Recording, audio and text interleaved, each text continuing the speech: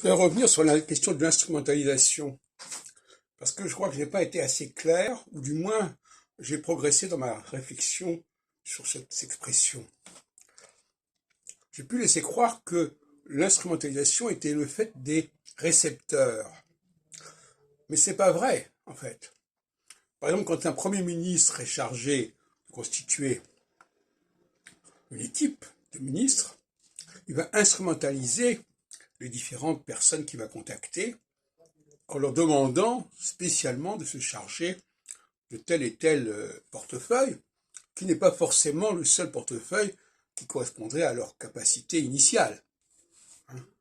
Il peut y avoir des ministres qui passent d'un portefeuille à un autre. Donc, en réalité, le leader, il doit être capable d'instrumentaliser. C'est ça que je veux dire. Il doit d'abord connaître un grand nombre de personnes.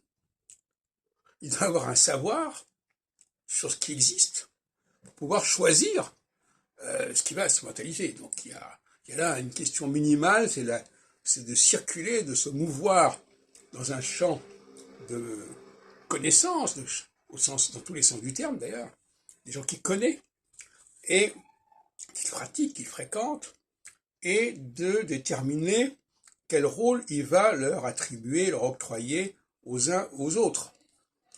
Donc, ce n'est pas un travail.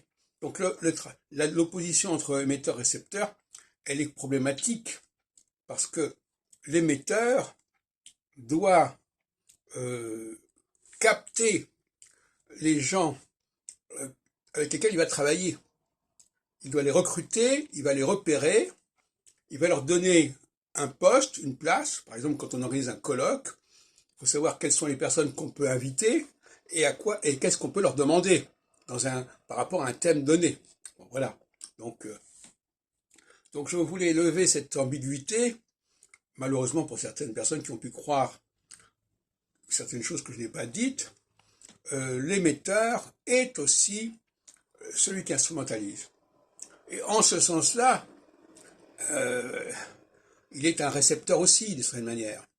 Un récepteur, puisqu'il doit capter les informations et il doit les transformer en les instrumentalisant.